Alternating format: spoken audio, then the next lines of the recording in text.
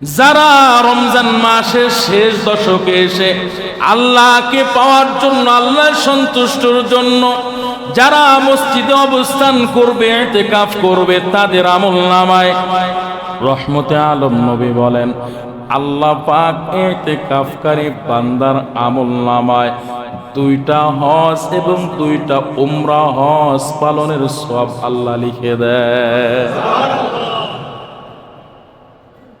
রহমতে আলম নবী হাদিসের মধ্যে আরো জানায় দেন, শিশু মাসুম বাচ্চা যখন মায়ের গর্ভ থেকে দুনিয়ার জমিনে আসে, আমলনামায় কোনো সওয়াবও থাকে না, আমলনামায় কোনো গুনাহও লেখা হয় না। কথা বলেন ঠিক? হাদিসের মধ্যে আসছে আল্লাহ সন্তুষ্টর জন্য, আল্লাহকে পাওয়ার জন্য কোন বান্দা যখন মসজিদের এক কোণে বসে ইতিকাফ করে, অবস্থান করে, রহমতে আলম নবী বলেন যখন ইতিকাফ শেষ হয়, 10 দিন যখন শেষ হয়, শাওয়ালের চাঁদ যখন দেখা যায়, যখন ওই বান্দা 10 দিন অবস্থান করে মসজিদ থেকে বের হয়, রহমতে আলম নবী বলেন নিষ্পাপ মাসুম বাচ্চার মতো বেগুনাহ মাসুম হয়ে আল্লাহর ঘর থেকে বের হয়। আমি আল্লাহ বিধান করে দিলাম এই ইতিকাফ, এটা আমি আল্লাহর বিধান। তবে মনে রেখো ইতিকাফ আবার কয়েক প্রকার আছে। এক নাম্বার হলো ওয়াজিব ইতিকাফ, দ্বিতীয় নাম্বার সুন্নত ইতিকাফ, তৃতীয় নাম্বার হলো নফল ইতিকাফ। এখন ওয়াজিব ইতিকাফ কাকে বলে? ওয়াজিব ইতিকাফ বলা হয় আপনি কোনো কারণবশত নিয়ত করেছেন অথবা মান্যত মেনেছেন কি আমার এই কাজটা যদি সমাধা হয়ে যায়, বড় একটা কাজ, যে কাজটা সমাধা হইলে আপনি নিয়ত করেছেন আমি 2 দিন অথবা 1 দিন বা 5 দিন আমি ইতিকাফ করব। তো ওই কাজটা যখন সম্পাদন হয়ে যায়, ওই কাজটা যখন সফল হয়, তখন আপনার উপরে আপনার মান্যত অনুযায়ী আপনার উপর ওয়াজিব হয়ে যায় ইতিকাফ করা। আমার কথা বুঝতে পেরেছেন? যে কোনো বিপদে পড়েছেন, এক্সাম্পল, তো বিপদ থেকে আপনি রক্ষা পেলে, বিপদ থেকে আপনি উদ্ধার হলে 2 দিনের ইতিকাফ করবেন অথবা 1 দিনের ইতিকাফ করবেন, এটা নিয়ত করেছেন। বিপদ থেকে আপনি রক্ষা পেয়েছেন, উদ্ধার হয়েছেন, আপনার উপরে আল্লাহ পাক ওয়াজিব করেছেন, আপনার মান্যত নিয়ত অনুযায়ী আপনাকে অবশ্যই ইতিকাফ করা লাগবে। এই ইতিকাফকে বলা হয় ওয়াজিব ইতিকাফ, যেটা আমি মান্যত করেছিলাম, নিয়ত করেছিলাম। দ্বিতীয় নাম্বার সুন্নত ইতিকাফ, যেটা এই যে রমজানের শেষ দশক রাসূল সাল্লাল্লাহু আলাইহি সাল্লাম যেটা করেছেন, এই সুন্নত ইতিকাফ। আর তৃতীয় নাম্বার ইতিকাফ বলা হয় নফল ইতিকাফ, যেটা এই যে আপনি মসজিদের ভিতরে ঢুকছেন, ইতিকাফের নিয়তে ঢুকছেন, 5 মিনিট বলেন, 10 মিনিট বলেন, 1 ঘন্টা বলেন, আপনি অবস্থান করবেন, নিয়ত করে ঢুকেছেন ইতিকাফের নিয়তে, যতটুকু থাকবেন ইতিকাফের সওয়াব পাবেন। এটা হলো নফল ইতিকাফ। তবে শর্ত হলো ওয়াজিব ইতিকাফ এবং সুন্নত ইতিকাফ, এই 2 ইতিকাফের ক্ষেত্রে রোজা শর্ত। আমার কথা বুঝতে পেরেছেন? আপনি ধরেন 1 ঘন্টার জন্য মসজিদে ঢুকছেন, এটা নফল ইতিকাফ বলে, এর জন্য রোজা রাখা লাগবে না। কিন্তু সুন্নাত ইতিকাফ, যেটা আমরা রমজানের শেষ দশকে করি, এবং ওয়াজিব ইতিকাফ, যেটা আমি আপনি মান্যত করেছিলাম, নিয়ত করেছিলাম, এই 2 ইতিকাফের ক্ষেত্রে রোজা শর্ত, রোজা ছাড়া ইতিকাফ সম্ভব না। তো এই জন্য বলা হয়েছে, ইসলামী শরীয়তের পরিভাষায় বলা হয়, ইতিকাফ বলা হয় আল্লাহ সন্তুষ্ট হাসিলের জন্য ইবাদতের লক্ষ্যে নির্দিষ্ট নিয়ম ফলো করে মসজিদে অবস্থান করাকে ইতিকাফ বলা হয়। নির্দিষ্ট নিয়ম রোজা রাখতে হবে, নির্দিষ্ট নিয়ম মসজিদের বাইরে যাওয়াই যাবে না, একেবারেই না, একেবারে প্রয়োজন ছাড়া দেওয়া যাবে না। হাদিসের মধ্যে আসছে কিছু কিছু কাজ করলে ইতিকাফ ভঙ্গ হয়ে যায়। এগুলো মাসআলা বা এগুলো একটু বুঝার জিনিস, একটু মনোযোগ সহকারে শুনবেন। এক নাম্বার বলা হয়েছে যে প্রয়োজন অতিরিক্ত প্রয়োজন ছাড়া বের হওয়া যাবে না। প্রয়োজন বলতে আমি কিছুক্ষণ আগে বলেছি, প্রয়োজন বলতে সর্বোচ্চ উযু ইস্তেঞ্জা, এতটুকুই। এর বাইরে মসজিদের থেকে 1 সেকেন্ড বের হওয়া যাবে না। দ্বিতীয় নাম্বার, ইতিকাফ ভেঙে যাবে। কথার কথা, আপনি ইতিকাফে আছেন, হঠাৎ আপনার ছেলে অসুস্থ হয়ে গেছে, বা আপনার পরিবার অসুস্থ হয়ে গেছে, বা আপনার কোন একজন আত্মীয় অসুস্থ হয়ে গেছে, আপনি দেখতে গেছেন, অথবা আপনার কোন একজন আপনজন মারা গিয়েছে, আপনি দেখতে গেছেন, অথবা জানাজায় শরীক হয়েছে। মাসালার কিতাবের মধ্যে লেখা হয়, ইতিকাফকারী ব্যক্তি যখন মসজিদ থেকে বের হয়ে অসুস্থ ব্যক্তিকে দেখতে যায় বা অসুস্থ ব্যক্তির খোঁজ খবর নেয়, হসপিটালে গিয়ে খোঁজ খবর নেয়, অথবা কোনো ব্যক্তির জানাজায় উপস্থিত হয়, মৃত ব্যক্তিকে দেখতে যায়, সাথে সাথে মসজিদ থেকে বের হওয়ার সাথে সাথে তার ইতিকাফ ভঙ্গ হয়ে যাবে। আমার কথা বুঝতে পেরেছেন? তৃতীয় নাম্বার, শারীরিক কোনো সম্পর্কে জড়িত হলে সাথে সাথে ইতিকাফ ভেঙে যাবে। ইতিকাফের নির্দিষ্ট একটা নিয়ম, শারীরিক সম্পর্ক থেকে স্ত্রী সময় পার করা থেকে নিজেকে বিরত রাখতে হবে। চতুর্থ নাম্বার, আপনি ইতিকাফরত অবস্থায় আছেন, কোনো কারণবশত, ইচ্ছাকৃত, অনিচ্ছাবশত, ইচ্ছাকৃত আপনি কোনো কিছু খেয়ে ফেলছেন, অনিচ্ছাবশত আপনি ভুল করে খেয়ে ফেললে এটা তো আল্লাহ পাক মাফ করে দিচ্ছেন। যদি কোনোভাবে কোনো অবস্থাতে রোজা ভঙ্গ হয়ে যায়, সাথে সাথে আপনার ইতিকাফও ভঙ্গ হয়ে যাবে। খেয়াল রাখবেন। এক নাম্বার, প্রয়োজন অতিরিক্ত 1 সেকেন্ড বাইরে যাওয়া যাবে না। দ্বিতীয় নাম্বার, অসুস্থ বা মৃত ব্যক্তিকে দেখতে যাওয়া, জানাজায় উপস্থিত হওয়া, শারীরিক সম্পর্কে জড়াইলে ইতিকাফ ভেঙে যাবে। চতুর্থ নাম্বার, রোজা ভেঙে গেলে, কোনো কারণবশত রোজা ভেঙে গেছে, তো আপনার ইতিকাফও ভেঙে যাবে। এগুলো মনে রাখবেন ভাইরা আমার। তো ইতিকাফ আল্লাহ পাক রব্বুল আলামিন আপনার আমার জন্য দিয়েছেন। সমাজে যারা কোনো কাজ কাম নেই, বসে থাকেন, রিল্যাক্স টাইম পার করেন, আপনারা চাইলে পারেন, আপনারা চাইলে পারেন আল্লাহর ইবাদতে মগ্ন হইতে, আল্লাহর ইবাদতে নিয়োগ করতে, আপনারা চাইলে পারেন, সম্ভব। আল্লাহ পাক রব্বুল আলামিন ইতিকাফের কথা 4000 বছর পূর্বে বলেছেন। এমনকি রহমতে আলম নবী হাদিসের মধ্যে বলেছেন, কোন রমাজানে আল্লাহ নবী ইতিকাফ ছাড়েন না। সুবহানাল্লাহ। وعهدنا إلى إبراهيم وإسماعيل أن طهر بيتي للطائفين والعاكفين والركع السجود। আল্লাহ বলেন, ও গোলামের দল, আমি আল্লাহ আমার পয়গম্বর ইব্রাহিম খলিলকে অর্ডার করলাম, আদেশ করলাম,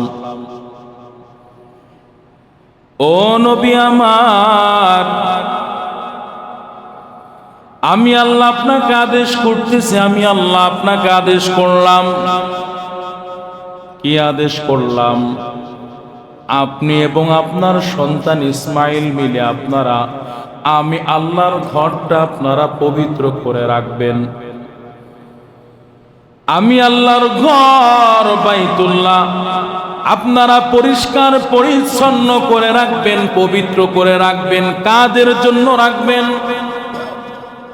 আল্লাহ পাক জানায় দেন, ও পয়গম্বর, যারা আমি আল্লাহর ঘর যারা তওয়াফ করতে আসবে তাদের জন্য পবিত্র রাখবেন। শুধু তাই নয়, যারা আমি আল্লাহর ঘরে ইতিকাফ করবে তাদের জন্য আমি আল্লাহর ঘর পবিত্র রাখবেন। যারা আমি আল্লাহর ঘরে রুকু করতে আসে, সিজদা করতে আসে, তাদের জন্য আমি আল্লাহর ঘর বাইতুল্লাহ সুন্দর করে পরিষ্কার পরিচ্ছন্ন করে রাখবেন, পবিত্র রাখবেন। রহমতে আলম নবী হাদিসের মধ্যে জানায় দেন, ও গোলামের দল, পয়গম্বর রহমতে আলম নবী গোটা উম্মতদেরকে জানায় দিলেন, হে উম্মতের দল, ইতিকাফ এমন একটা মূল্যবান ইবাদত, মূল্যবান আমল। আম্মা জান হযরত আয়েশা রাদিয়াল্লাহু তাআলা আনহা রহমতে আলম নবীর ব্যাপারে জানায় দেন, হে উম্মতের দল, আমার চোখে দেখা রহমতে আলম নবী কোন রমজানে ইতিকাফ ছাড়েন নাই। কারণটা কি? রহমতে আলম নবী হাদিসের মধ্যে জানায় দেন, যারা রমাদানুল মুবারকের শেষ দশকে এসে আল্লাহ সন্তুষ্টর জন্য, আল্লাহ রাজি খুশি করার জন্য যারা এই ইতিকাফ করবে, রহমতে আলম নবী হাদিসের মধ্যে জানায় দেন, লক্ষ লক্ষ টাকা খরচ কইরা তোমরা হজ উমরা পালন করো। ও হাজিদের দল, তোমরা হজ করো লক্ষ লক্ষ টাকা খরচ কইরা, এমনকি উমরায় যাও 1 লক্ষ টাকা 1.5 লক্ষ টাকা খরচ করে তোমরা উমরা হজ পালন করো। ওই হজ করলে কবুল হয় কিনা মালিক ছাড়া কেউ জানে না। রহমতে আলম নবী হাদিসের মধ্যে জানায় দেন, যারা রমজান মাসের শেষ দশকে এসে আল্লাহকে পাওয়ার জন্য, আল্লাহর সন্তুষ্টর জন্য যারা মসজিদে অবস্থান করবে, ইতিকাফ করবে, তাদের আমলনামায় রহমতে আলম নবী বলেন, আল্লাহ পাক ইতিকাফকারী বান্দার আমলনামায় 2টা হজ এবং 2টা উমরা হজ পালনের সওয়াব আল্লাহ লিখে দেয়। রহমতে আলম নবী হাদিসের মধ্যে আরো জানায় দেন, শিশু মাসুম বাচ্চা যখন মায়ের গর্ভ থেকে দুনিয়ার জমিনে আসে, আমলনামায় কোনো সওয়াব থাকে না, আমলনামায় কোনো গুনাহ লেখা হয় না। কথা বলেন ঠিক?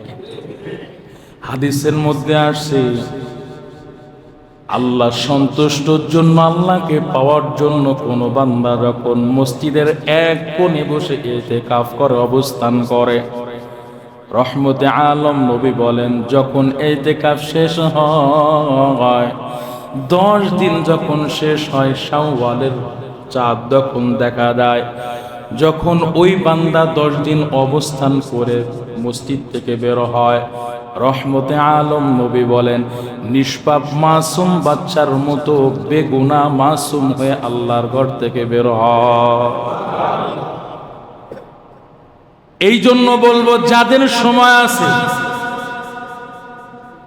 যারা বাড়িতে একেবারে বেকার অবস্থায় বসে আছেন, বয়স প্রায় শেষ প্রান্তে চলে আসছেন, বৃদ্ধ হয়ে গেছেন, আল্লাহ সন্তুষ্টর জন্য দেখেন পারেন কিনা মাত্র 10টা দিন মসজিদে অবস্থান করবেন। যারা একেবারে ফিরে আছেন, আমি আপনাদেরকে বলবো, ফিরে আসেন এতটুকুই না, সামান্য ব্যস্ততা থাকতে পারে, ব্যস্ততা আপনি ক্লোজ করে ফেলেন। দেখেন আল্লাহ সন্তুষ্টর জন্য একটু মসজিদে অবস্থান করতে পারেন কিনা। নিষ্পাপ মাসুম বাচ্চার মতো একেবারে ঘর থেকে বের হবেন, এর মধ্যে কোনো সন্দেহ নাই। কারণ কি, আমার কথা মিথ্যা হতে পারে, রহমতে আলম নবীর কথা কখনোই কোনো অবস্থাতেই মিথ্যা হতে পারে না। কথা বলেন ঠিক কিনা? আমি আপনাদেরকে বলছি, নির্দিষ্ট দুই একজন দেখি এখানে ইতিকাফ করে। কেনেন ওই দুই একজনের কি দায় থেকে পড়ছে? আপনাদের কি কোনো দায়িত্ব নাই? জানেন ওই দুই একজন যদি এখানে অবস্থান না করে, ইতিকাফ না করে, পুরা মহল্লাবাসী গুনাহগার হবে, পাপী হয়ে যাবেন আল্লাহর কাছে। এই জন্য যাদের কাজ কাম নাই, অনর্থক টাইম পার না করে দেখেন আল্লাহর ইবাদতে মগ্ন হতে পারেন কিনা, দেখেন আল্লাহর ইবাদতে শরীক হতে পারেন কিনা। রহমতে আলম নবী হাদিসের মধ্যে বলেন, যখন কোন দাবি আদায়ের জন্য আমরা রাস্তা ব্লক করি, ধর্মঘাট করি, অনশন করি, কোন দাবি আদায়ের লক্ষ্যে, তো দাবি অর্জন হলে তো আলহামদুলিল্লাহ। হাদিসের মধ্যে আসছে ইতিকাফকারী বান্দা মসজিদে যখন অবস্থান করে আল্লাহর কাছে ধর্মঘাট করে। কি ধর্মঘাট? হাদিসের মধ্যে আসছে যে আল্লাহর কাছে ইতিকাফকারী বান্দা এটাই ধর্মঘাট করে যে আল্লাহ, আপনার ঘরে এসেছি, আপনার সন্তুষ্টর জন্য অবস্থান করছি, যতক্ষণ পর্যন্ত আপনি মাফ না করবেন ততক্ষণ পর্যন্ত আপনার এই বান্দা আপনার ঘর থেকে বের হবে না। আল্লাহ অবস্থান করে আল্লাহর কাছে ধর্মঘাট করে, আল্লাহ আপনি মাফ করবেন, ক্ষমা করবেন। বাস্তবিক বাস্তবিক আল্লাহ পাক ক্ষমা করেন, মাফ করেন। কেমনে?